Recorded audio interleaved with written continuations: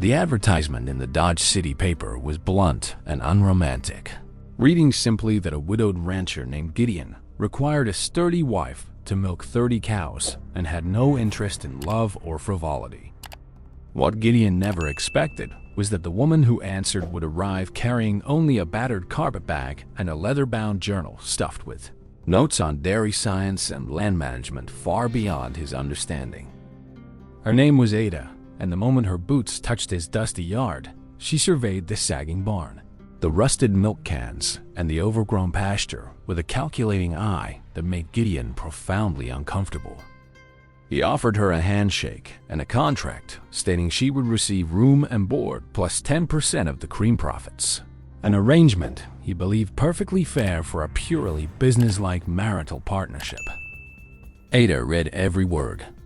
dipped the pen, signed her name with a flourish, and then told him the first thing she needed was boiling water to sterilize every single pail and bucket on the property before dawn.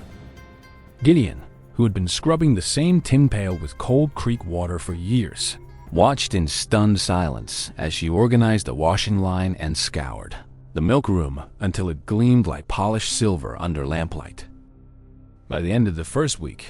the cows were producing richer milk than they had in seasons, because Ada had identified mineral deficiencies in the soil and ordered a specific blend of clover and alfalfa seed to be sown immediately. She rose at 4 each morning, sang softly to the nervous heifers, and somehow turned the chaotic, kicking stampede of milking time into a calm ritual that even the surly bull seemed to respect from his distant pen. Gideon found himself waking earlier than he ever had simply to watch her silhouette against the lantern light, her capable hands moving with a rhythm that spoke of a lifetime spent around animals and hard country. When he awkwardly asked where she had learned such skill, Ada replied quietly that she was the daughter of a cheesemaker who had lost everything to a flood and had taught her that cleanliness was the only real wealth a dairy could possess. The revelation stirred something in Gideon's chest that had lain dormant since his first wife died of fever, a feeling he immediately tried to bury under the familiar weight of solitude and stubborn silence. Ada, undeterred by his gruffness, began transforming the barren kitchen garden by planting herbs and root vegetables, and she bartered extra milk with passing freighters for glass jars to preserve every scrap of harvest. Within a month, the homestead smelled of dill pickles, sun-ripened tomatoes, and the faint, tangy promise of the cheddar she was aging in the cold cellar that Gideon had previously used only to store broken harness parts. The neighboring ranchers, who had long mocked Gideon's failing spread, started buying her butter and cheese, and soon a steady stream of wagons rattled down the lanes seeking the miracle Milkmaid's famed sharp cheddar. Gideon's prosperity grew so rapidly that he paid off the banknote that had hung around his neck like a noose, and he stood in the empty loan office, holding the deed free and clear with trembling, disbelieving hands. That night he found Ada on the porch, a journal open to a sketch of a creamery with a stone foundation and a copper boiler, and he realized she had been planning his future long before he even knew it could exist. He sat beside her and, in a voice thick with emotion, confessed that hiring a bride to milk cows was the single smartest decision he had ever made, though he was terrified she might leave when her contract ended. Ada closed the journal and met his eyes with a directness that made his pulse quicken, telling him she had never intended to leave, because ruined homesteads were her specialty and broken men had become her unexpected weakness. Their first real kiss happened in the milk house with the scent of fresh cream around them, and it was so tender and unhurried that even the barn cats paused their prowling to blink at the strange human silence. By spring, Ada had drawn up plans for a full-scale cooperative creamery that would serve a dozen small ranches, pooling their milk to produce cheese and butter for the railroad contracts that were just beginning to push west. Gideon, once a man who could barely manage his own affairs, found himself speaking persuasively to bankers and investors, his confidence buoyed by the woman who stood beside him with a ledger in one hand and a milk pail in the other. The cooperative broke ground on the 1st of May, and Ada insisted that the cornerstone contained a copper milk pail sealed with a handwritten copy of her original contract, a permanent tribute to the strange bargain that had launched everything. Jealousy, however, slithered into their paradise in the form of a wealthy cattle baron named Thorne, who saw the cooperative as a threat to his monopoly on beef and dairy across the entire sprawling territory. Thorne sent men to poison the water supply, and one terrible morning Gideon found a dozen cows bloated and dying. They're suffering a deliberate act of cruelty that shattered Ada's composure into silent, furious tears. Gideon wanted to ride out with a rifle and confront Thorne directly, but Ada gripped his arm and insisted that the law, not a gun, would build their legacy, and she knew a territorial inspector who owed her a profound debt. Ada revealed that years ago, her father had saved that inspector's family from a flash flood, and now the man was a circuit judge with the power to investigate Thorne's crimes and convene a grand jury within a single week. The trial that followed exposed Thorne's network of hired thugs and land fraud, and the cattle baron fled in disgrace while his vast holdings were broken up and sold to small ranchers at prices they could finally afford. Gideon and Ada testified together, their hands clasped under the courtroom table, and the entire territory read the newspaper accounts that dubbed them the Dairy Barons of the Frontier, with a mixture of awe and admiration. With Thorne gone, the cooperative flourished beyond anyone's wildest predictions, sending train cars loaded with cheese wheels and churns of butter all the way to the eastern cities that hungered for authentic craftsmanship. Ada used the profits to build a schoolhouse on the homestead land, insisting that every rancher's child, boy and girl alike, would learn reading, arithmetic, and the science of modern agriculture that had saved her own life. Gideon watched his wife teach the children to churn butter while reciting poetry, and he marveled at how a dusty, ruined ranch had become a community center humming with laughter, learning, and the smell of fresh bread. On their second anniversary, Ada presented Gideon with a leather-bound copy of her journal, now filled not only with dairy records, but with personal reflections on how she had slowly fallen in love with the quiet, honest man who had hired her. He read it by candlelight and wept without shame, understanding for the first time that she had not merely repaired his barn, but had reconstructed the shattered chambers of his heart with patience and unwavering faith. A traveling newspaper illustrator visited and sketched the sprawling creamery, the whitewashed house, the school, and the smiling couple on the porch, labeling the scene "The Jewel of the Frontier" in elegant, sweeping script. Copies of that illustration spread as far as New York and London, and letters poured in from curious souls who wanted to know if a hired bride could truly become a beloved wife and partner in such a rugged, unforgiving land. Ada answered every letter herself, her responses honest and practical, always emphasizing that the miracle was not in the milk pail, but in the daily choice to see the best in the person standing beside you at dawn.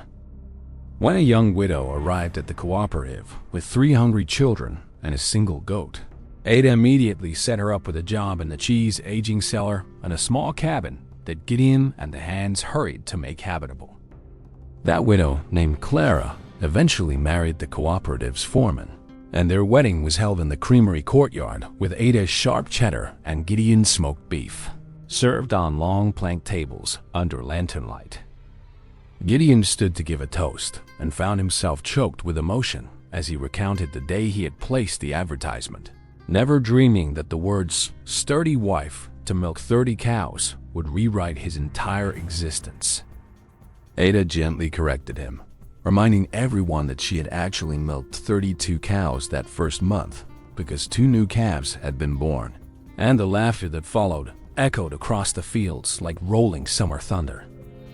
The original milk pail, now dented and worn, was mounted above the fireplace as a relic, and every new employee was told the story of how a bargain bride had scrubbed it sterile and in doing so had cleansed a whole family's future. A fierce blizzard struck one winter, isolating the homestead for 6 weeks, and the cooperative's stores of cheese and preserved vegetables kept the entire valley from starvation, while other ranches suffered devastating losses. Ada organized sled teams to deliver milk and cheese to stranded families, and Gideon led the effort with a courage that seemed to have grown in direct proportion to the love he felt for the woman directing the entire operation. When the thaw finally came, the territorial governor rode out to personally thank them, and he pinned the medal on Ada's dress while declaring that the frontier needed more women who could turn milk into miracles for their communities.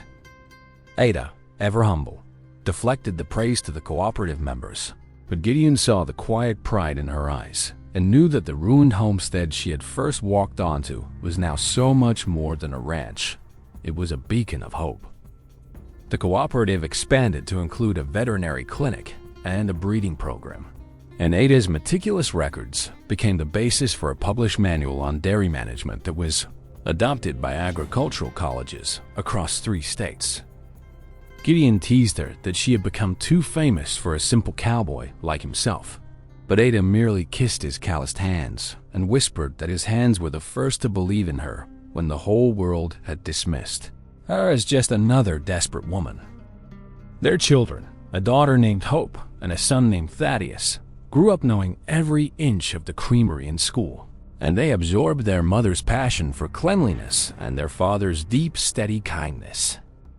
Hope, at age 16, designed an improved butter churn that doubled efficiency, and her invention was manufactured and sold across the frontier, earning her the nickname Little Milkmaid in newspapers from Kansas City to San Francisco. Thaddeus took over the breeding program and developed a strain of dairy cattle so robust that other ranchers swore the animals must have been blessed by the same mysterious magic that had touched his mother's milk pail decades earlier. Gideon lived long enough to see his grandchildren romp through the pastures, and on his final day, he asked Ada to sit beside him and read aloud from the original contract, now yellow and fragile, but still full of improbable promise. She read the clause about 10% of cream profits, and Gideon laughed weakly, pointing out that she had turned that 10% into an empire that would feed generations long after they both had turned to dust under the prairie grass. He passed with her hand in his, and the distant lowing of contented cows drifting through the open window, a sound that had become the very heartbeat of the homestead he had once considered a lost and worthless cause. Ada, now a silver-haired matriarch, continued to run the cooperative with the same iron discipline and warm heart, training a new manager every few years and ensuring that no one ever forgot the power of a sterilized pail. On the 50th anniversary of the creamery's founding, the governor returned to unveil a bronze statue in the courtyard, depicting a woman in a calico dress, holding a shining milk pail, and a man kneeling beside her with a handful of clover. The plaque read simply, "She hired on to milk cows and built the jewel of the frontier," and everyone who saw it understood that the greatest treasure was never the cheese or the butter, but the love that had grown from a desperate contract. Ada, standing before the crowd with her children and grandchildren around her, spoke only a few words, saying that every ruined homestead holds a hidden jewel, and sometimes it takes a stranger with a milk pail to reveal its brilliance to the entire world. The cooperative continued to thrive long after Ada joined Gideon under the cottonwood tree, and every new bride hired to work the dairy was given a copy of Ada's journal as both an instruction manual and a sacred love story to guide her through the hard days. Travelers passing through the territory still asked to see the original milk pail in the Creamery Museum, and they listened with wide eyes as docents recount how a ruined ranch became the envy of a nation through cleanliness, kindness, and a most unusual marriage. The last line of Ada's journal, written in a shaking hand, reads, "I came to milk cows, but stayed to nourish a man, a land, and a dream that will outlast every fence post and every star," proving that the simplest contracts can birth the grandest eternities.